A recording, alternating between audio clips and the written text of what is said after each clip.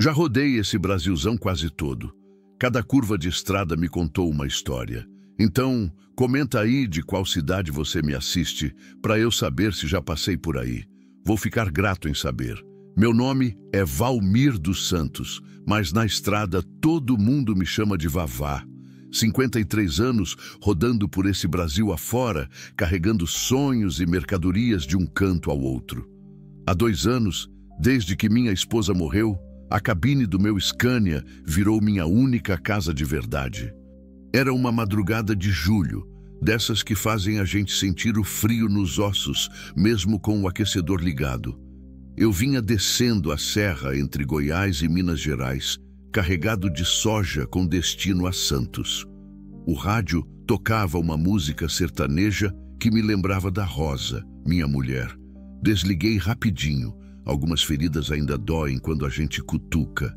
A estrada BR-153 estava deserta. Só eu, o barulho constante do motor diesel e os faróis cortando a escuridão. Já tinha rodado mais de 800 quilômetros desde que saí de Rio Verde e o cansaço começava a pesar nas pálpebras. Precisava parar. O cheiro forte de diesel, misturado com o perfume das flores do cerrado, entrava pela janela entreaberta. Lá fora, as cigarras cantavam seu coro noturno e a lua minguante mal iluminava os campos que se estendiam até onde a vista alcançava. Eu conhecia cada curva dessa estrada, como conhecia as linhas da minha própria mão. Havia perdido a conta de quantas vezes tinha feito esse trajeto desde que a Rosa morreu. O trabalho virou minha fuga. Quando chegava em casa, em Anápolis, a casa ficava quieta demais. Os chinelos dela ainda estavam no mesmo lugar. A xícara de café que ela usava todas as manhãs continuava no escorredor. Eu não conseguia mexer em nada. Era como se mexer fosse admitir que ela nunca mais voltaria. Por isso, eu pegava qualquer frete que aparecia. Quanto mais longe, melhor. A estrada não cobrava explicações, não tinha pena de mim, só o asfalto, o diesel e o tempo passando devagar dentro da cabine. Naquela noite, eu deveria ter parado no posto de combustível de Porangatu, mas estava com pressa de chegar em Santos. A carga era de um produtor que sempre pagava na hora, e eu precisava do dinheiro. As contas da casa não paravam de chegar, mesmo com a casa vazia. Foi quando meus faróis iluminaram uma figura pequena na beira da estrada. Uma sombra que balançava os braços desesperadamente. Meu primeiro instinto foi acelerar. Estrada de madrugada não é lugar para parar para qualquer um, mas algo me fez pisar no freio.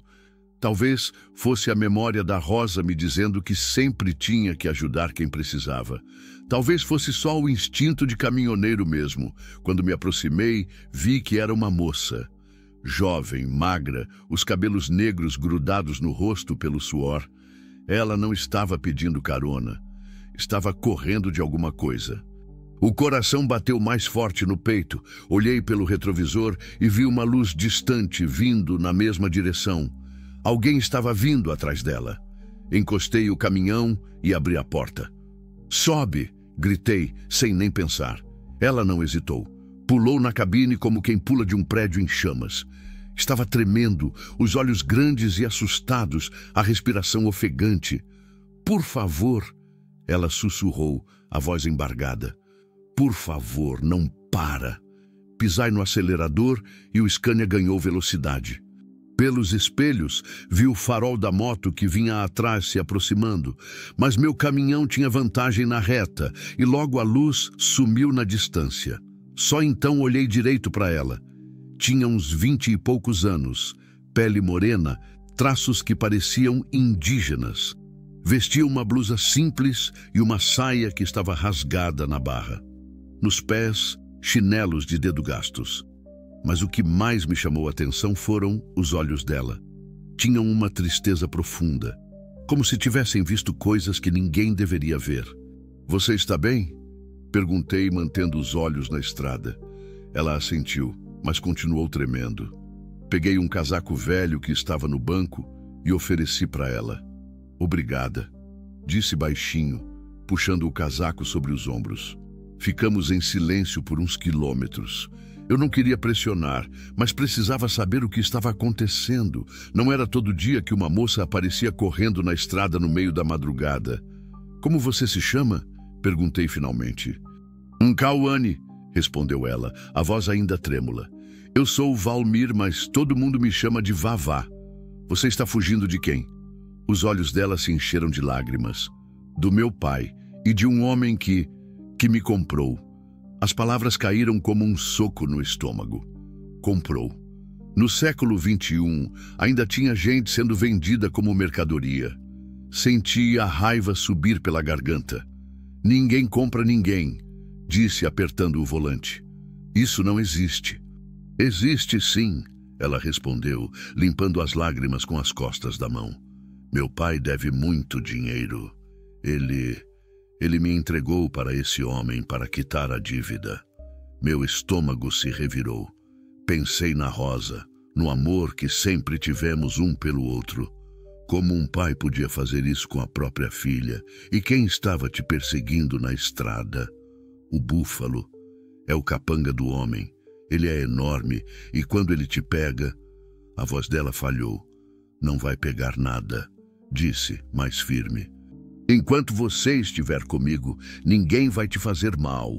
Era uma promessa que eu não sabia se podia cumprir, mas estava feita. Talvez fosse a primeira coisa que fazia sentido desde que a Rosa morreu. Cauane se encolheu no banco, puxando o casaco mais para perto do corpo. Pela primeira vez em meses, minha cabine não estava vazia. Tinha alguém que precisava de mim. A estrada continuava se desenrolando na frente dos faróis, mas agora eu não estava mais sozinho. E pela primeira vez em muito tempo, senti que talvez tivesse um propósito, além de só entregar carga de um lugar para outro. Olhei para ela pelo canto do olho. Cauane tinha fechado os olhos, mas não estava dormindo. Estava só descansando, como quem finalmente consegue respirar depois de ficar muito tempo debaixo d'água. "Você tem para onde ir?" perguntei baixinho. "Tenho uma tia", ela sussurrou. "Ela mora numa vila perto de Caldas Novas, mas não sei se vou conseguir chegar lá." "Vai sim", disse sem hesitar. "Eu vou te levar." O sol começou a nascer quando chegamos em Uruaçu. Cauane tinha adormecido encostada na porta, mas acordou assim que diminuí a velocidade para entrar na cidade. Ela se mexeu feito um gato assustado, olhando para todos os lados. "Calma", disse devagar. "Só vou abastecer e pegar um café." "Você tem fome?" Ela assentiu, mas vi que estava com medo. Seus olhos vasculhavam cada carro, cada pessoa que passava na rua. Parei no posto do Zé Antônio, um lugar que eu conhecia há anos. Era cedo, então tinha pouco movimento. "Vou descer para abastecer", falei. "Você quer ficar aqui ou vir comigo?" "Vou com você", disse rapidinho. "Não quero ficar sozinha." Descemos juntos. Enquanto o frentista colocava diesel no tanque, levei Cauane até a lanchonete. Ela se sentou de costas para a parede, sempre de olho na entrada. Pediu um pão com ovo e um café com leite. Comeu devagar, como se cada garfada fosse preciosa. "Há quanto tempo você não comia direito?" perguntei. 3 dias", respondeu sem levantar os olhos do prato. "Desde que soube que ele vinha me buscar. Esse homem que te comprou... Como é que ele se chama?" "Coronel Damasceno. Ele tem uma fazenda grande perto de Goiás Velho. Criação de gado, plantação de soja. Dizem que ele tem muito dinheiro e muita influência." O nome não era estranho. Eu já tinha ouvido falar do Coronel Damasceno, homem poderoso que sempre conseguia o que queria. Se ele estava atrás de Cauane, a situação era pior do que eu imaginava. E seu pai, como ele pôde fazer isso? Os olhos dela se encheram de lágrimas novamente. Ele perdeu tudo no jogo. A terra, o gado, até a casa. Ficou devendo muito dinheiro para o coronel. Quando não conseguiu pagar, o coronel ofereceu um acordo. Ele quitaria a dívida se meu pai me entregasse para ele. Mas isso é crime. disse, sentindo a raiva crescer no peito. Para quem? Ela perguntou, com uma amargura que doía de ouvir. O coronel é amigo do delegado, do prefeito, do juiz. Quem vai acreditar em mim? Ela tinha razão. Nesses interiores, o poder ainda funcionava do jeito antigo. Quem tinha dinheiro tinha razão. E quem não tinha, se submetia ou sumia. Você tem mais família além dessa tia? Só ela. Minha mãe morreu quando eu nasci. Meu pai sempre disse que foi culpa minha, que se eu não tivesse nascido, ela ainda estaria viva. Senti um nó na garganta. Essa menina tinha carregado culpa e rejeição a vida toda. E agora tinha sido vendida como se fosse uma cabeça de gado. Terminamos de comer em silêncio. Quando fomos voltar para o caminhão, Cauane parou de repente e me agarrou o braço. Aquela moto ali, sussurrou, apontando para o estacionamento. É igual à do Búfalo. Olhei na direção que ela indicava. Era uma moto grande, preta, com uma placa que eu não conseguia ver direito. Podia ser coincidência, mas não queria arriscar. Vamos sair daqui, disse puxando ela para o caminhão. Subimos rapidamente. Liguei o motor e saí do posto sem pressa, tentando não chamar a atenção. Pelos espelhos, vi um homem enorme saindo da lanchonete. Mesmo de longe, dava para ver que era uma montanha de músculos. Tinha que ser o Búfalo. É ele, confirmou Cauane, a voz tremendo. Como ele nos achou? Não sei, respondi acelerando na saída da cidade. Mas agora não importa. Vamos para longe daqui. Peguei a BR-414 em direção a Caldas Novas. A estrada era mais movimentada, o que era bom. Seria mais difícil para ele nos seguir no meio do trânsito. Cauane ficou quieta por um tempo, mas percebi que ela queria falar alguma coisa. Finalmente, ela se virou para mim. Vavá, por que você está me ajudando? Você nem me conhece. A pergunta me pegou desprevenido. Fiquei pensando na resposta certa, mas no final resolvi ser sincero. Porque você me lembra da minha filha.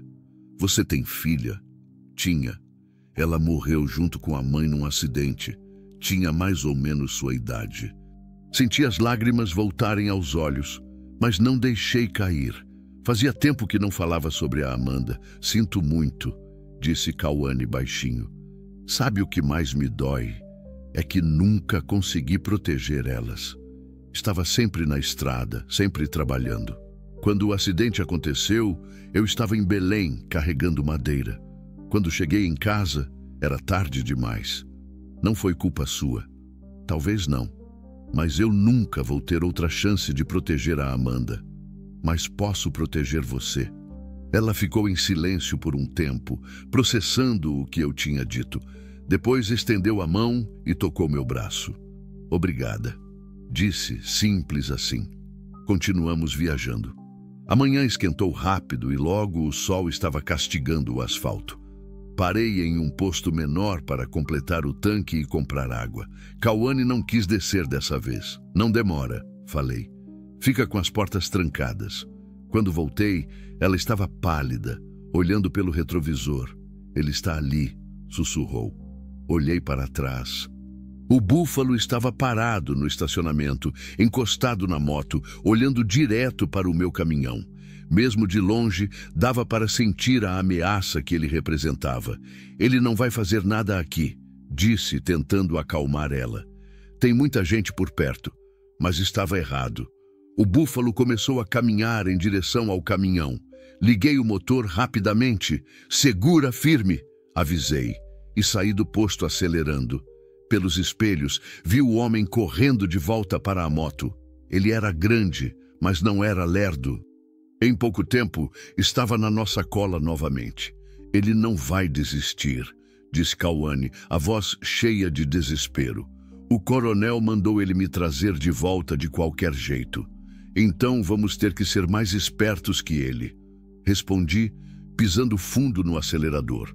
A perseguição tinha começado de verdade, e eu sabia que, a partir daquele momento, não seria mais só uma questão de levar Cauane até a tia dela. Seria uma questão de sobrevivência. O caminhão ganhou velocidade na reta. Pela primeira vez em 2 anos, Eu tinha algo pelo que lutar. Não era só carga que eu estava carregando. Era uma vida.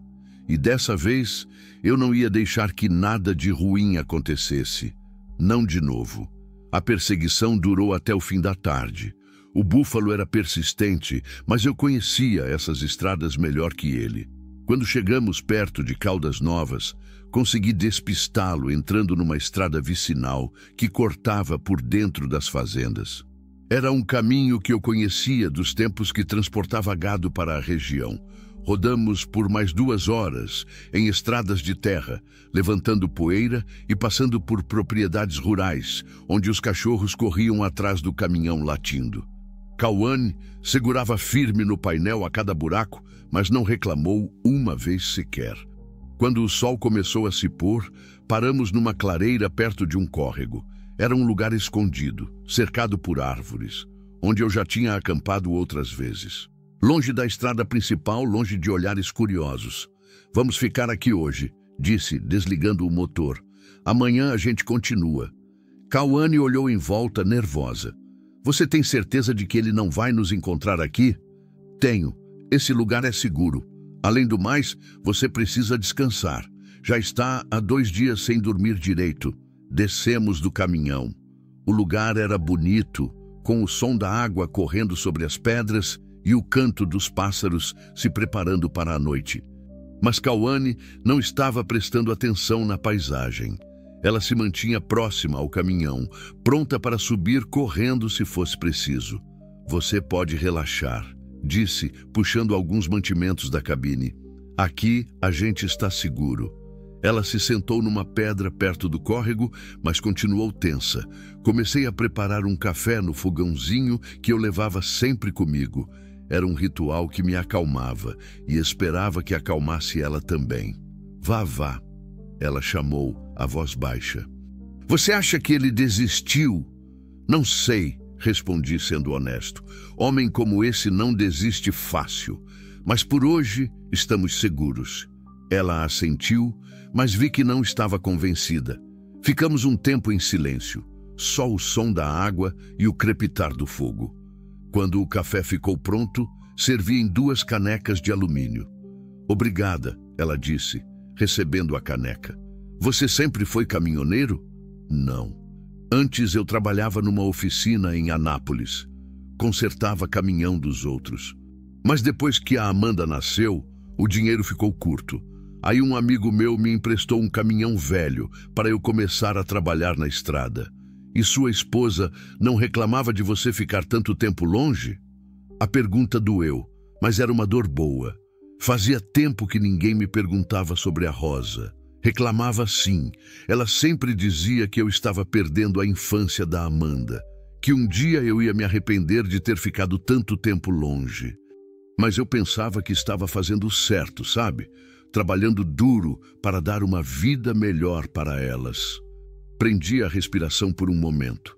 As palavras saíam sozinhas, como se Cauane fosse uma confidente antiga. A Rosa era professora numa escola do bairro. Ela adorava as crianças, sempre trazia histórias engraçadas para casa, sobre as travessuras dos alunos.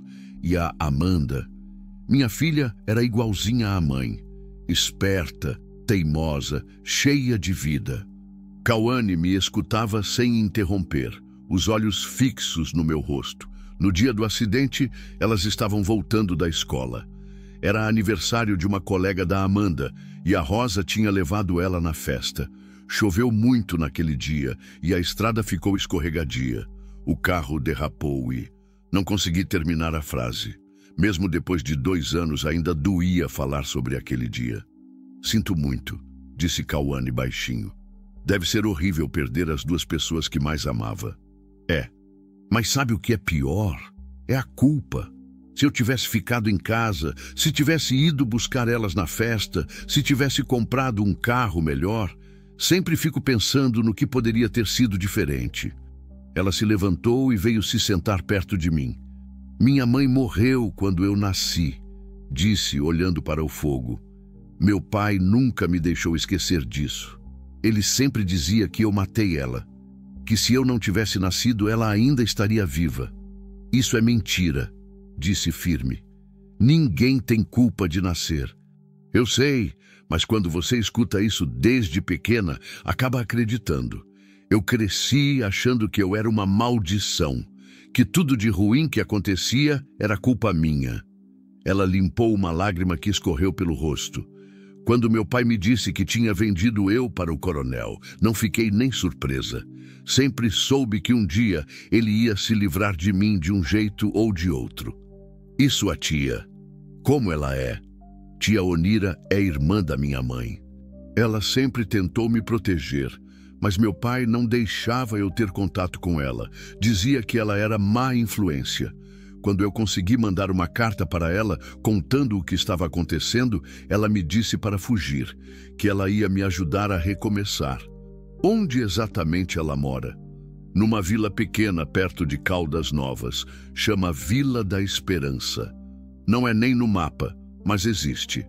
Ela disse que lá vivem várias mulheres que passaram por situações parecidas com a minha. Aquilo me chamou a atenção. Uma vila só de mulheres que tinham sido maltratadas ou abandonadas. Parecia coisa de filme, mas no interior do Brasil, muita coisa estranha acontecia. Como você sabe que pode confiar nela? Porque quando eu era pequena, antes do meu pai proibir, ela sempre me tratou com carinho. Era a única pessoa que falava da minha mãe com amor, que me contava histórias bonitas sobre ela. Meu pai só falava coisas ruins. A noite caiu completa enquanto conversávamos. Acendi uma lanterna e preparei um lugar para dormirmos. Tinha uma lona na carroceria que podia servir de proteção contra a umidade. Você pode dormir na cabine, ofereci. Eu durmo aqui fora mesmo. Não, ela disse rápida. Eu prefiro ficar aqui perto de você. Tenho medo do escuro. Preparei 2 lugares na lona, um do lado do outro, mas com uma distância respeitosa. Cauane se deitou ainda vestida, usando meu casaco como cobertor. Vavá, ela chamou na escuridão. Você acha que eu sou uma pessoa má? Por que você acha isso? Porque eu fugi. Meu pai ficou devendo muito dinheiro por minha causa. Se eu não tivesse fugido, ele não teria problemas com o coronel. Cauane, escuta uma coisa. Seu pai é adulto. As dívidas dele são responsabilidade dele. Você não é mercadoria que pode ser vendida para pagar conta. Você é uma pessoa, com direitos e sentimentos. Ninguém nunca me disse isso antes, pois eu estou dizendo agora. E vou repetir quantas vezes for preciso até você acreditar. Ela ficou quieta por um tempo. Pensei que tivesse adormecido, mas aí ela falou novamente. Vavá, você tem medo de morrer? A pergunta me pegou desprevenido. Às vezes. Mas não é de morrer que eu tenho medo. É de morrer sem ter feito nada que valha a pena. Você salvou minha vida.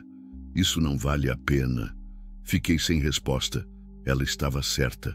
Talvez pela primeira vez em 2 anos, eu estava fazendo algo que realmente importava. Durma, disse, baixinho. Amanhã a gente continua a viagem, mas eu mesmo não consegui dormir. Ficou olhando para as estrelas, pensando na Rosa e na Amanda. Elas aprovariam o que eu estava fazendo? Tenho certeza que sim. A Rosa sempre dizia que ajudar o próximo era a coisa mais importante da vida. Pela primeira vez desde o acidente, me sentia em paz. Não era felicidade, isso ainda ia demorar para voltar. Mas era uma sensação de propósito, de estar no lugar certo fazendo a coisa certa. Cauane se mexeu no sono, murmurando palavras que eu não conseguia entender. Estava tendo um pesadelo. Me aproximei e coloquei a mão no ombro dela, bem devagar. Está tudo bem, sussurrei. Você está segura. Ela se acalmou, mas não acordou. Voltei para meu lugar e finalmente consegui adormecer, com o som da água correndo no córrego e os grilos cantando na mata. Pela manhã, acordei com Cauane me balançando devagar. Vavá, ela sussurrou, a voz cheia de medo. Tem alguém vindo. Levantei rapidamente e escutei. Lá longe vinha o som de um motor. Estava ficando mais forte. Pega suas coisas, disse já começando a guardar os mantimentos. Rápido! Ela obedeceu sem questionar. Em 5 minutos estávamos dentro do caminhão com o motor ligado. Mas era tarde demais. A moto preta surgiu entre as árvores levantando poeira. O búfalo tinha nos encontrado e dessa vez não havia para onde correr. O búfalo desceu da moto devagar, como quem tem todo o tempo do mundo. Era ainda maior do que parecia de longe. Devia ter mais de 2 metros de altura, com ombros largos como uma porta de celeiro. Usava uma camiseta preta que mal continha os músculos e nos braços tinham tatuagens que eu não conseguia ver direito. Cauane se encolheu no banco tremendo. "Ele vai me levar de volta", sussurrou. "Vai me levar de volta para o coronel." "Não vai não", disse, mas minha própria voz saiu trêmula. O homem caminhou até a frente do caminhão e parou, cruzando os braços. Mesmo através do para-brisa, dava para sentir a frieza dos olhos dele. "Desce daí, velho!" gritou, a voz grossa como o motor de um trator. "E traz a menina junto." Meu coração batia tão forte que parecia que ia sair pela boca.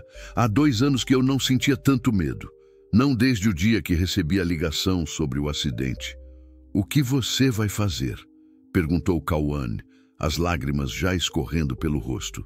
"Não sei", respondi honesto, "mas não vou te entregar para ele." Liguei o motor e pisei fundo no acelerador. O Scania arrancou com força, direto para cima do búfalo. Pensei que ele fosse pular para o lado, mas o homem simplesmente estendeu as mãos gigantes e se apoiou no para-choque do caminhão. O impacto me jogou contra o volante. O caminhão parou como se tivesse batido numa parede. O búfalo nem tinha se mexido do lugar. "Meu Deus", murmurou Cauane, "ele é um monstro." O homem contornou o caminhão e veio até a porta do motorista.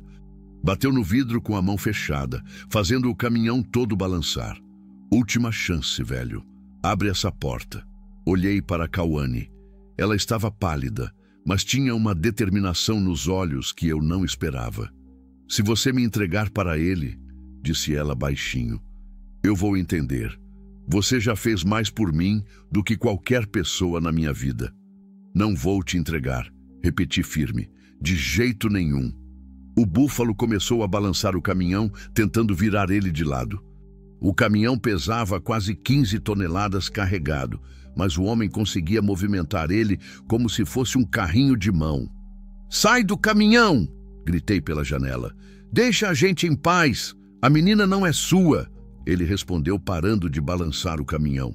"Ela pertence ao coronel. Foi comprada e paga. Ninguém pertence a ninguém." O búfalo deu uma risada sem humor. "Você não entende como as coisas funcionam por aqui, não é, velho? O coronel Damasceno é dono de tudo nessa região. Da terra, do gado, das pessoas. Quem contraria ele some. Então eu vou sumir", disse, surpreendendo a mim mesmo com a firmeza da minha voz. "Mas não vou entregar ela." Cauane me olhou com uma mistura de gratidão e desespero. O búfalo parou na frente do caminhão novamente. Dessa vez, começou a socar o para-brisa com os punhos. O vidro era resistente, mas começou a rachar sob os golpes. "Para!" gritei. "Para com isso!" Mas ele continuou socando.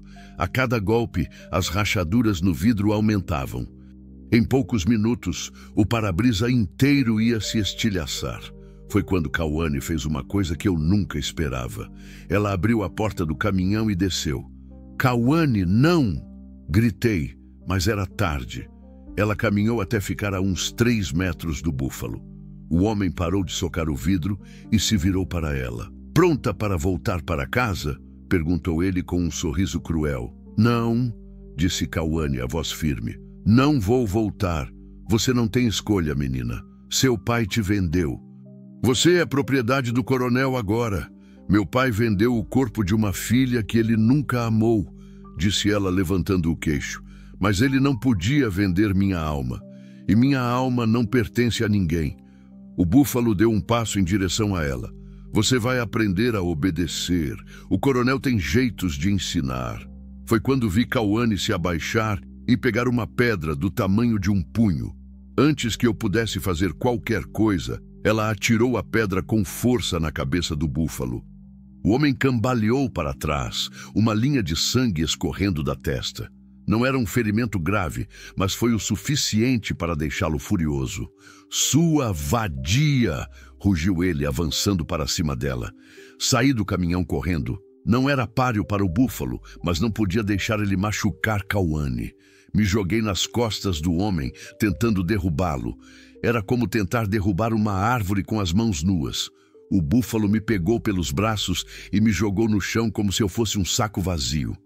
Caí de costas, o ar saindo dos pulmões. "Vavá!"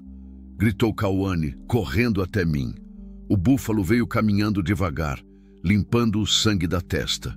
"Agora vocês dois vão aprender a não mexer com o Coronel Damasceno." Foi quando escutamos o som de outros motores se aproximando. 3 motos apareceram entre as árvores, levantando poeira. Homens armados desceram delas, cercando a clareira. Reconheci as roupas. Eram policiais rurais. "Búfalo!" gritou um deles. "O coronel mandou avisar. Mudança de planos." O grandão se virou para os policiais, irritado. "Que mudança? Eu estava quase levando a menina de volta." "Ordens do coronel. Ele quer que você volte para a fazenda. Agora." "E a menina?" O policial olhou para Cauane com uma expressão que me deu arrepios. "A menina?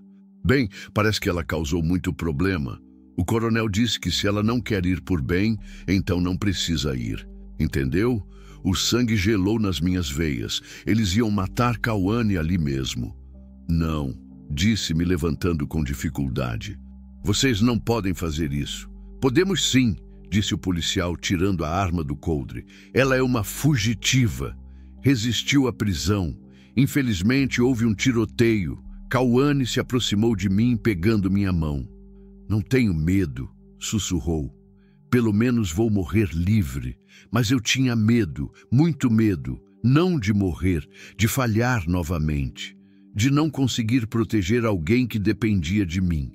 Foi quando lembrei de uma coisa que a Rosa sempre dizia: às vezes, a coragem não é não ter medo, é fazer a coisa certa mesmo, quando você está morrendo de medo.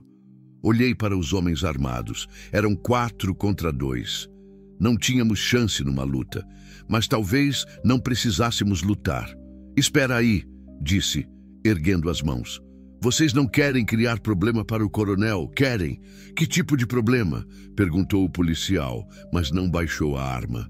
"O tipo que acontece quando um caminhoneiro e uma moça somem, e depois todo mundo fica sabendo que eles foram assassinados por policiais a mando de um fazendeiro poderoso. Ninguém vai saber de nada."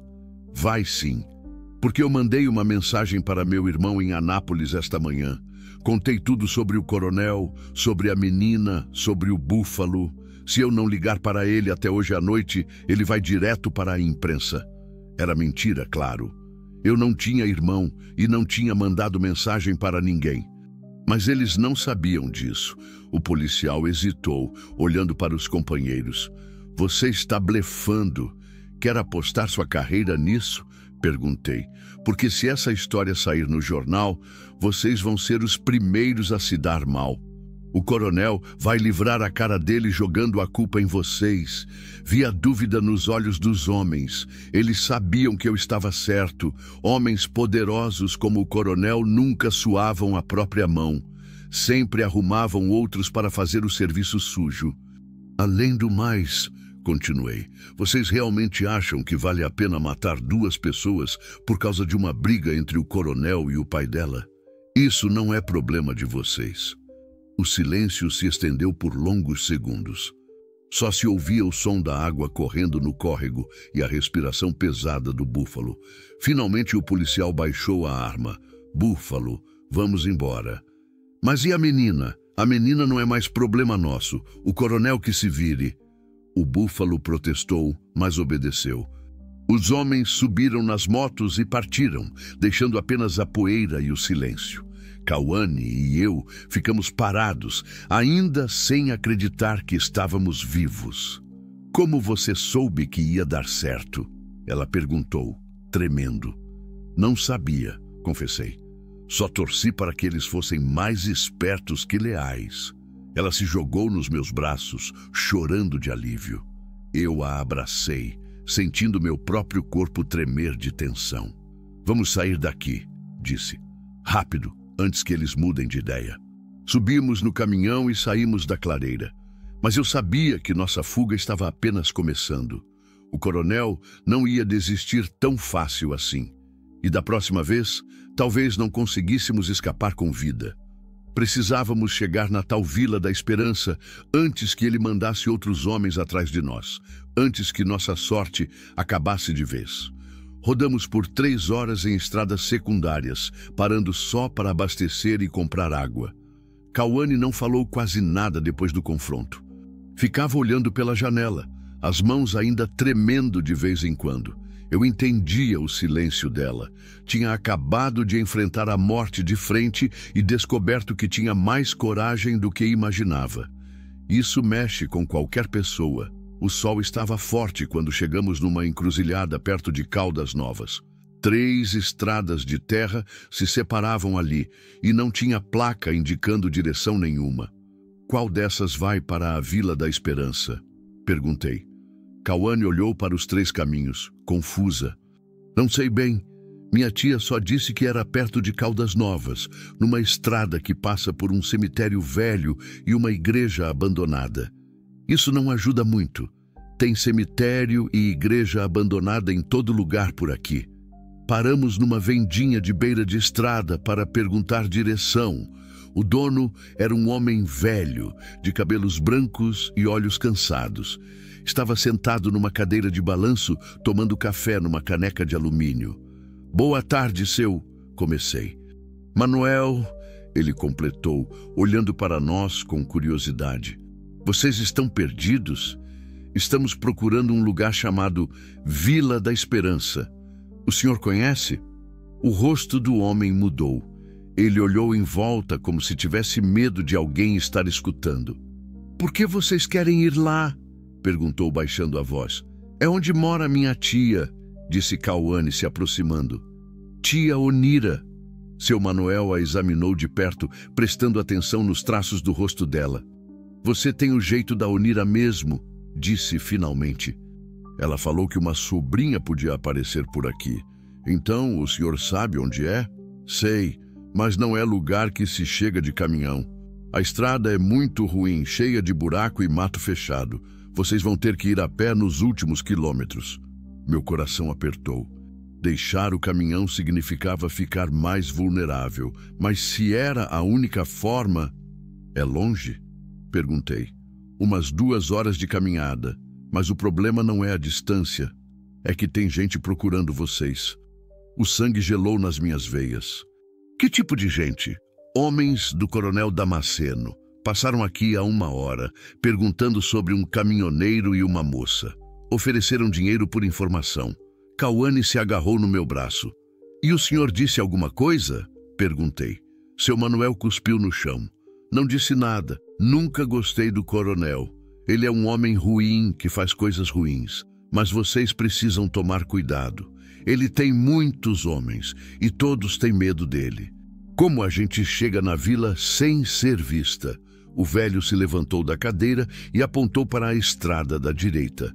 Essa estrada vai dar numa ponte de madeira sobre o rio Corumbá. Antes da ponte, tem uma trilha que desce para a margem do rio.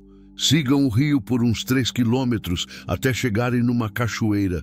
A vila fica logo depois da cachoeira, escondida no meio da mata. E o caminhão? Podem deixar aqui. Eu cuido dele até vocês voltarem, se é que vão voltar. A última frase ficou no ar como uma ameaça, ou talvez um aviso. Peguei o essencial da cabine, água, comida, uma lanterna e a foto da Rosa e da Amanda que eu sempre carregava comigo.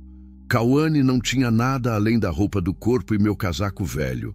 Obrigado pela ajuda, seu Manuel, disse apertando a mão do velho. Cuidem-se, ele respondeu.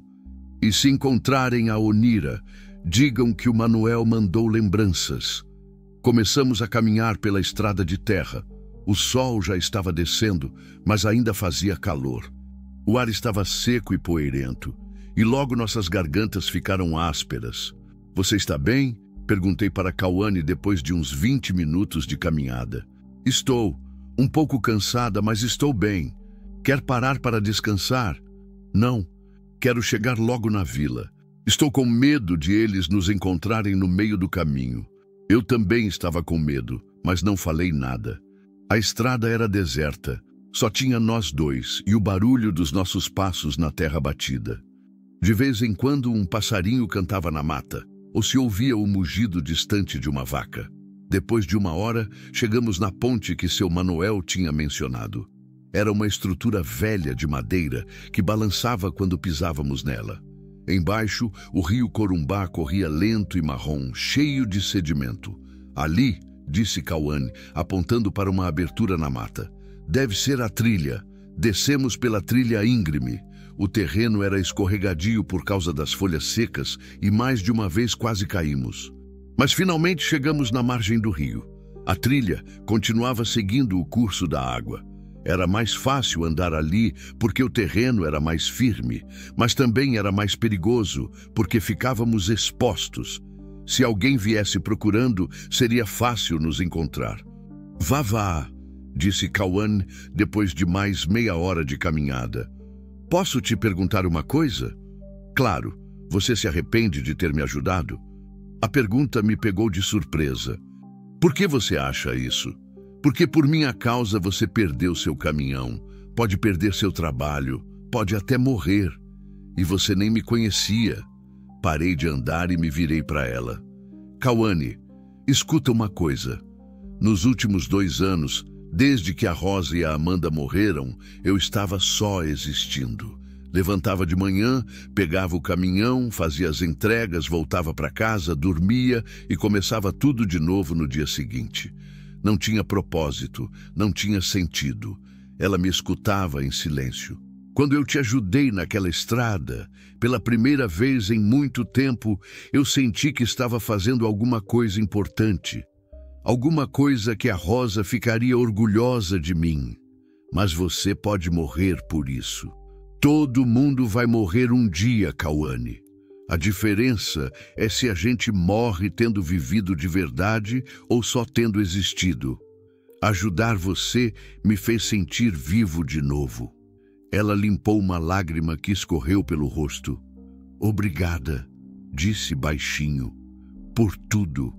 Continuamos andando. O rio fazia curvas e mais curvas, serpenteando pela mata. O sol começou a se pôr, tingindo o céu de laranja e vermelho. Era bonito, mas também preocupante. Logo escureceria, e andar no escuro seria perigoso. Foi quando ouvimos o som da cachoeira. Era um barulho baixo no começo, como um murmúrio distante. Mas à medida que nos aproximávamos, o som ficava mais forte. Logo conseguimos ver a queda d'água através das árvores.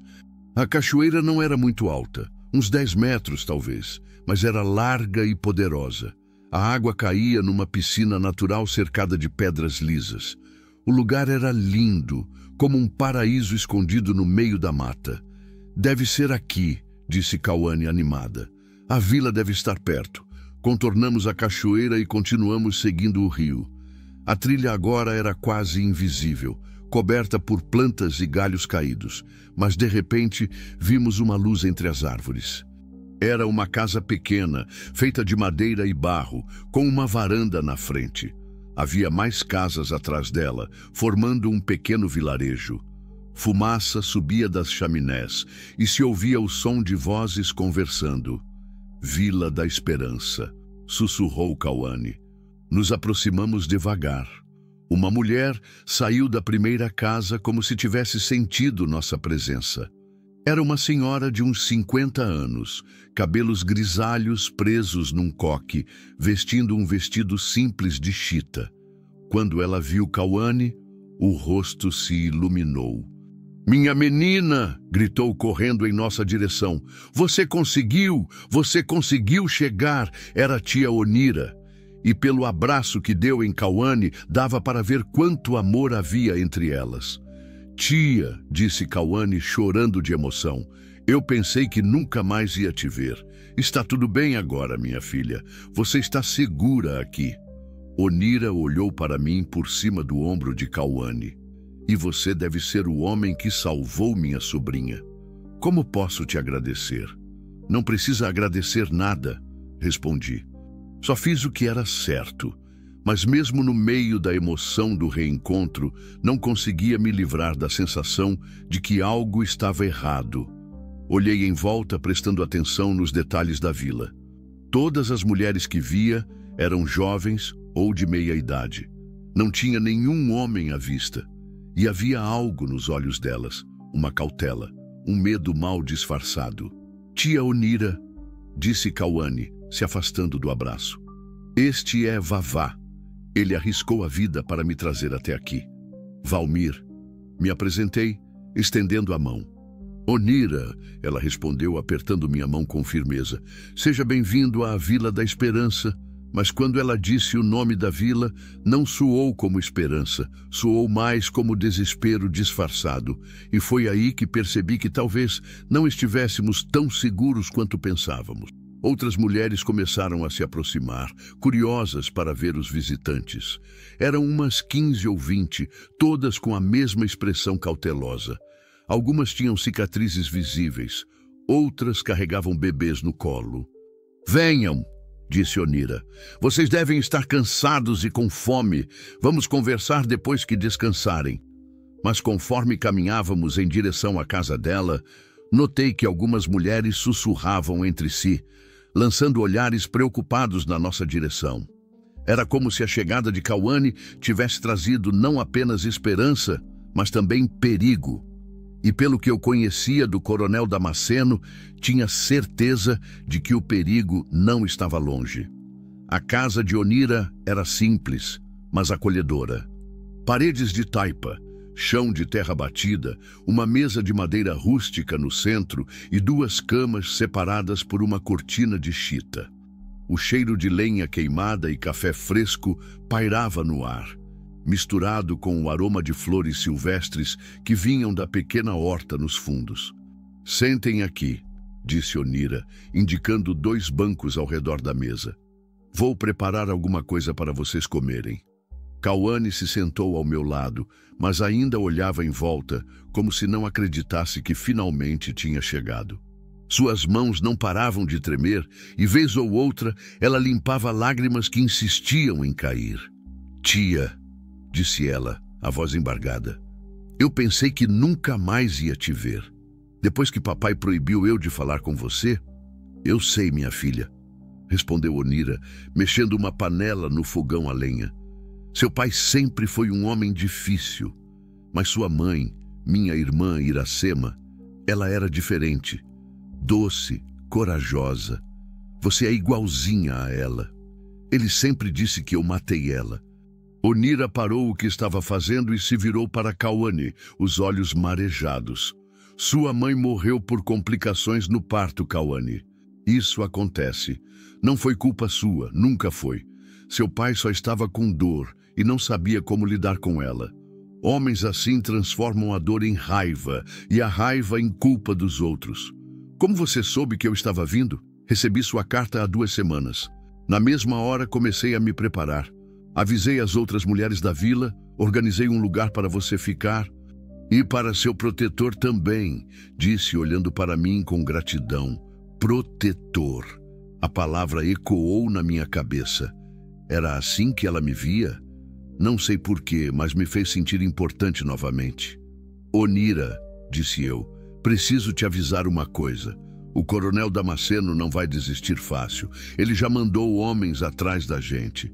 É provável que ele descubra sobre esta vila. O rosto dela se endureceu. Eu sei quem é o coronel Damasceno. Todas nós sabemos. Ele já tentou chegar até aqui antes. Como assim? Onira serviu pratos com arroz, feijão e carne de porco. Comida simples, mas que estava com um gosto maravilhoso depois de tanto tempo comendo besteira na estrada. Valmir, você precisa entender uma coisa sobre esta vila. Todas as mulheres que moram aqui fugiram de situações parecidas com a da Cauane. Algumas foram vendidas pelos pais ou maridos. Outras apanhavam todos os dias e conseguiram escapar. Algumas foram estupradas e expulsas de casa por desonrar a família. Meu estômago se revirou. Como ainda existia gente tão cruel no mundo. E vocês vivem todas juntas aqui? Criamos nossa própria comunidade, plantamos nossa comida, criamos galinhas e porcos, fazemos artesanato para vender na cidade. Vivemos em paz, cuidando umas das outras. Mas vocês não têm proteção legal? Não podem denunciar esses homens? Onira deu uma risada amarga. Proteção legal? Valmir, a maioria dos homens que nos machucaram são pessoas importantes. Fazendeiros, comerciantes, políticos. O coronel Damasceno é amigo do delegado, do juiz, do prefeito. Quem vai acreditar na palavra de mulheres perdidas contra homens respeitáveis? Era verdade. Eu sabia como funcionava a justiça no interior. Não era sobre certo ou errado. Era sobre quem tinha mais dinheiro e influência. Mas se ele vem até aqui, se ele vier, a gente se defende. Não somos mais as mulheres assustadas que chegaram aqui. Aprendemos a lutar, a nos proteger. E, principalmente, aprendemos que juntas somos mais fortes. Cauane comia devagar, absorvendo cada palavra da tia. Era como se estivesse descobrindo que existia um mundo diferente onde mulheres podiam viver sem medo. Quantas mulheres moram aqui? Perguntou ela. 23, contando com você agora. A mais nova tem 15 anos, fugiu de um casamento arranjado. A mais velha tem 62, passou 40 anos apanhando do marido até decidir que preferia morrer livre a viver escrava. E elas ficam aqui para sempre. Algumas ficam, outras vão embora quando se sentem prontas para recomeçar em outro lugar. Não é uma prisão, Cauane. É um refúgio. Um lugar onde você pode curar as feridas e decidir que tipo de vida quer viver. Após a refeição, Onira nos levou para conhecer a vila. Era pequena, mas bem organizada. Havia uma horta comunitária, onde várias mulheres trabalhavam. Uma oficina onde faziam artesanato, um galinheiro, um chiqueiro e até uma pequena escola onde as mães ensinavam seus filhos. Nem todas chegam aqui sozinhas, explicou Onira quando viu meu olhar nas crianças.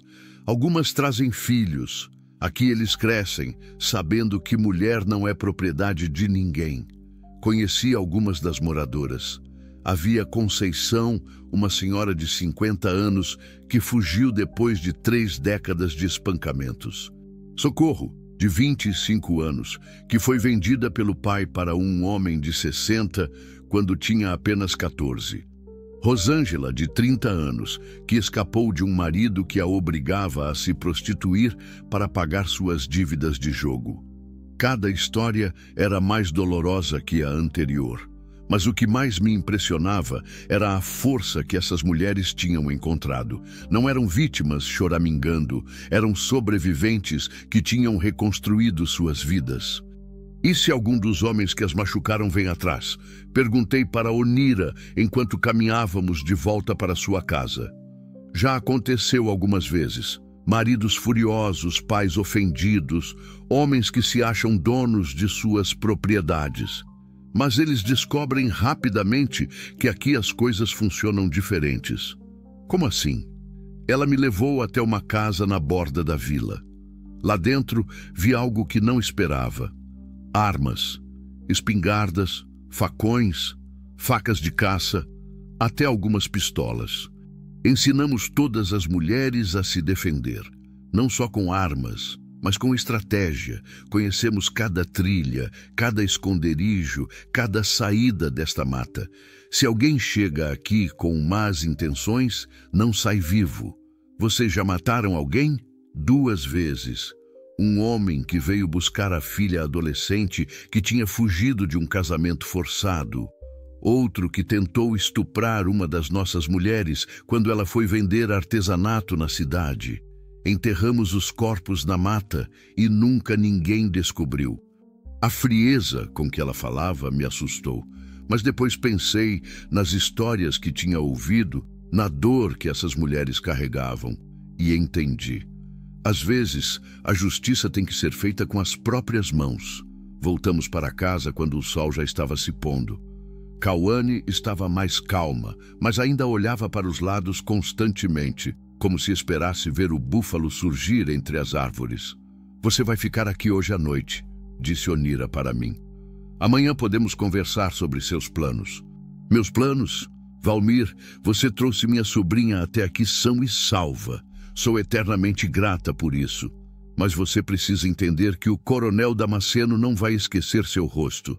Se ele descobrir onde você mora, sua família, seus amigos, ele vai usar isso contra você.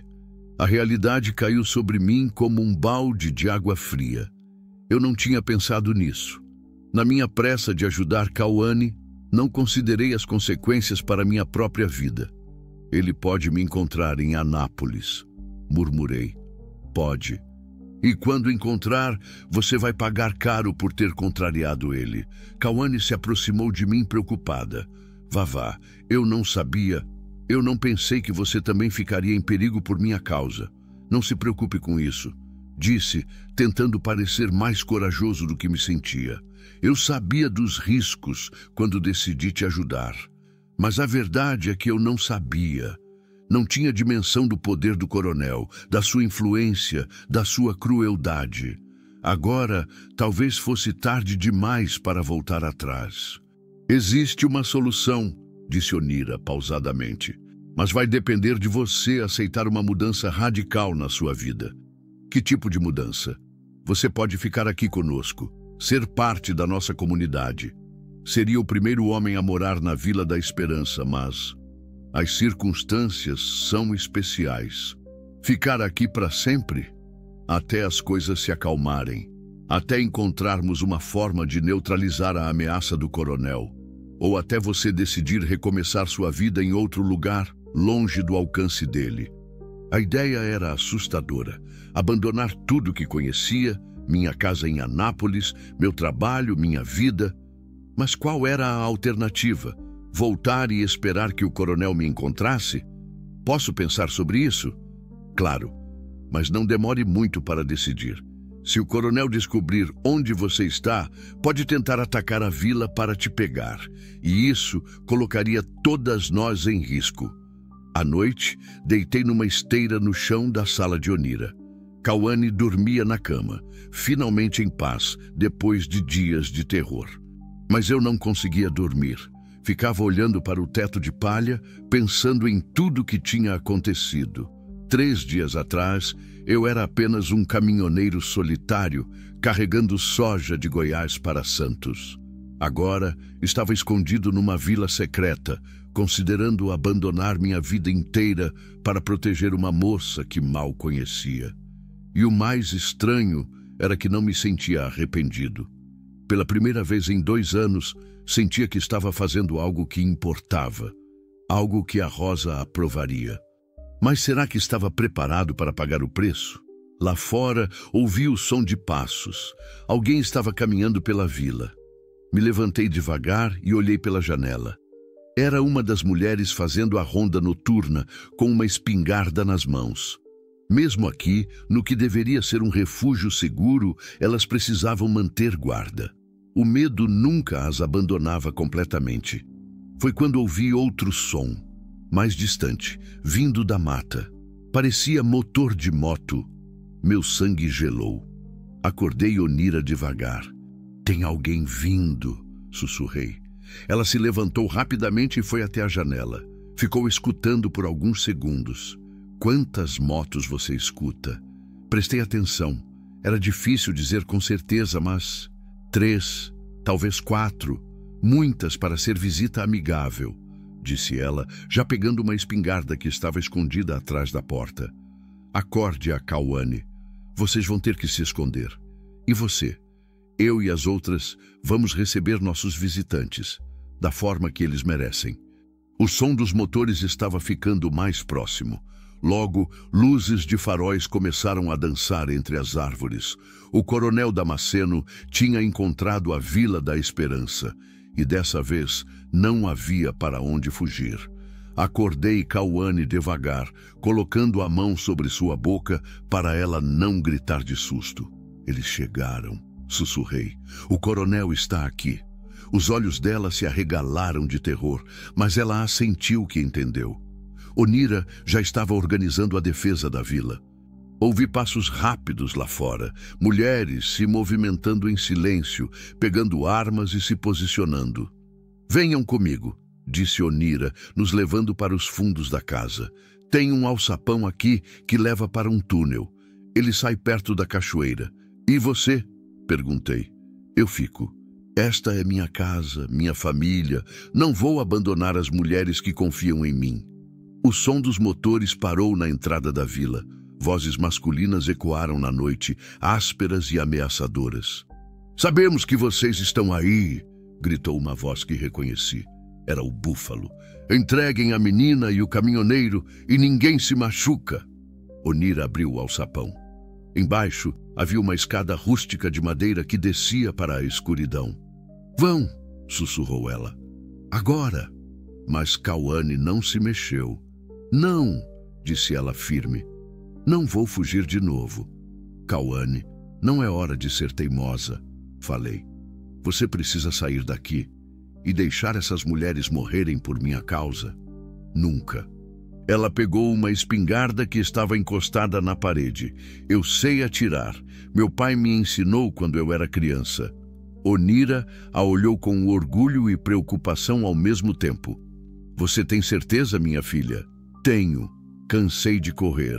Cansei de ter medo. Se eles querem me levar, vão ter que lutar por isso." Lá fora, as vozes ficaram mais altas e agressivas. "Última chance!" gritou o Búfalo. "Saiam com as mãos para cima ou vamos entrar atirando." O silêncio que se seguiu foi carregado de tensão. Então, a voz de uma das mulheres da vila ecoou na noite.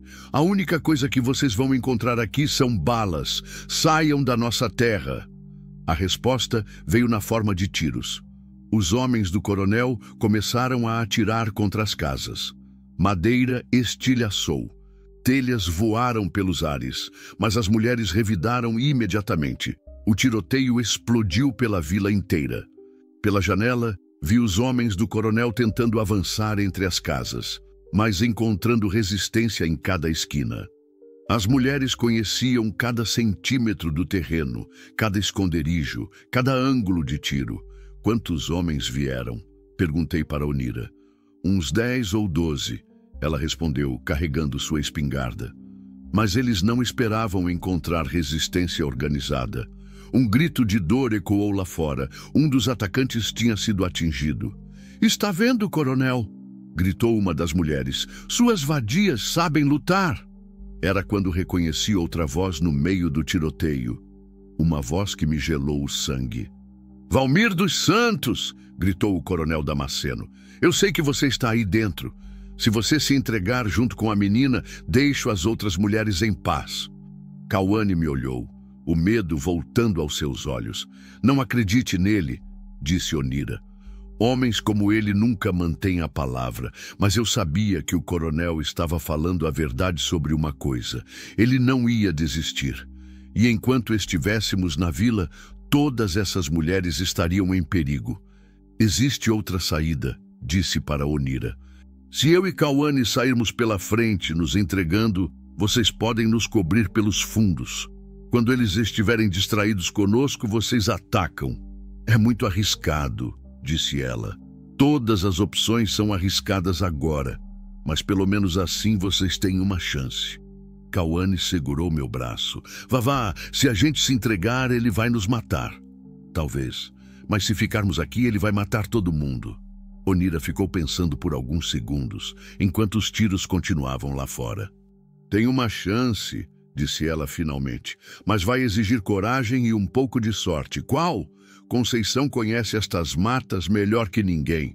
Ela pode levar vocês por uma trilha secreta que contorna toda a vila. Se conseguirem chegar até a estrada principal, podem pedir ajuda." "Ajuda de quem?"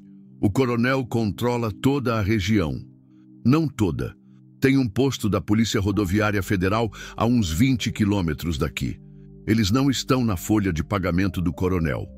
Era uma chance pequena, mas era melhor que nada. "Onde está a Conceição?" "Na casa ao lado, cobrindo o flanco direito." O tiroteio diminuiu de intensidade. Os homens do coronel estavam recuando, reagrupando para um novo ataque. Vou buscar ela, disse Onira. Preparem-se para sair. Ela saiu pela porta dos fundos, correndo a baixada. Alguns minutos depois, voltou com Conceição, uma mulher baixa e forte, com cicatrizes no rosto que contavam a história de anos de violência. Vocês querem sair daqui? Perguntou ela direto ao ponto. Queremos tentar, respondi. A trilha é difícil, vocês vão ter que rastejar por boa parte do caminho. E se os homens do coronel descobrirem, não vai ter volta. Entendemos os riscos. Conceição assentiu. Então vamos. Mas deixem as armas aqui. Na mata fechada, elas só vão atrapalhar. Saímos pela porta dos fundos, rastejando entre as plantas, até chegamos na borda da mata. Conceição conhecia cada galho, cada pedra, cada buraco no terreno. Nos guiou por um caminho invisível, contornando a vila por dentro da floresta. Demorou quase 2 horas para chegarmos do outro lado. Quando finalmente saímos da mata, vimos a estrada principal lá embaixo e, mais importante, vimos luzes se aproximando. É a polícia, disse Conceição, apontando para os faróis. Alguém deve ter ouvido os tiros e chamado eles. Descemos correndo pela encosta. Quando chegamos na estrada, 3 viaturas da Polícia Rodoviária Federal estavam paradas. Um sargento se aproximou de nós. Vocês estão bem? Recebemos denúncias de tiroteio na região. Sargento, disse ofegante, meu nome é Valmir dos Santos. Esta é Cauane. Estamos sendo perseguidos pelo coronel Damasceno e seus homens. Eles atacaram uma vila de mulheres na mata. O sargento franziu a testa. Coronel Damasceno, temos um mandado de prisão contra ele há meses. Suspeita de tráfico de pessoas e corrupção. Meu coração disparou. Finalmente, alguém que não estava na folha de pagamento do coronel. Ele está lá agora, com uns 10 homens armados atacando a vila.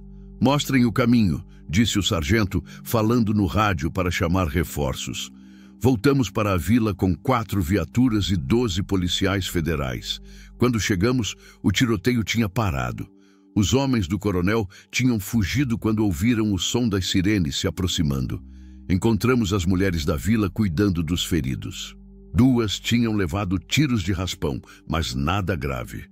Do lado dos atacantes, 3 homens tinham sido mortos, incluindo o Búfalo. O coronel Damasceno tinha escapado, mas deixou para trás evidências suficientes para garantir sua prisão quando fosse encontrado. Acabou, disse Onira, abraçando Cauane. Ele não pode mais te machucar, mas eu sabia que não tinha acabado completamente. O coronel ainda estava livre e homens como ele tinham muitos recursos e muitos contatos. Talvez levasse tempo, mas um dia ele seria preso de verdade. 3 meses depois eu estava de volta à estrada, mas desta vez não estava sozinho. Cauane tinha decidido viajar comigo, conhecer o Brasil, ver lugares que só existiam na imaginação dela.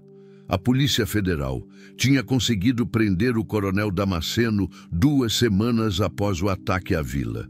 Ele foi condenado por tráfico de pessoas, corrupção e tentativa de homicídio. Pegou 20 anos de prisão. O pai de Cauane também foi preso, acusado de vender a própria filha. Pegou 5 anos, mas para ela foi uma libertação maior que a prisão do coronel. Para onde vamos agora? Perguntou Cauane, olhando o mapa estendido sobre o painel do caminhão. Para onde você quiser, respondi. O Brasil é grande e temos tempo. Ela sorriu. E pela primeira vez desde que a conheci, era um sorriso completamente livre de medo. Quero conhecer o mar, disse ela. Nunca vi o mar. Então vamos para Santos. Tenho uma carga de café para entregar lá mesmo. Liguei o motor do Scania e saímos na estrada. No retrovisor, vi a foto da Rosa e da Amanda balançando suavemente. Por um momento, pareceu que elas estavam sorrindo para mim, aprovando a escolha que eu tinha feito. Cauane pegou minha mão livre e a apertou com carinho. Obrigada, Vavá, por tudo. Não precisa agradecer. Você me ensinou uma coisa importante. O quê?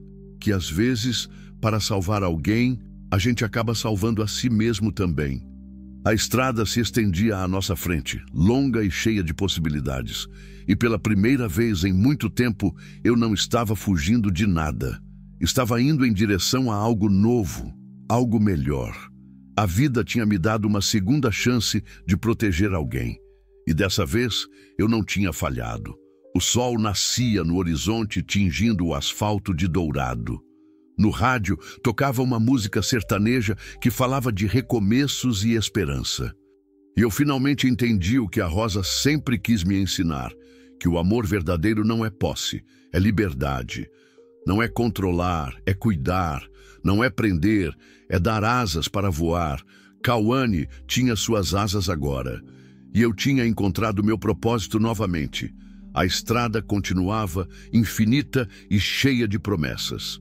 E nós continuávamos também, livres e juntos, rumo ao horizonte que se abria à nossa frente.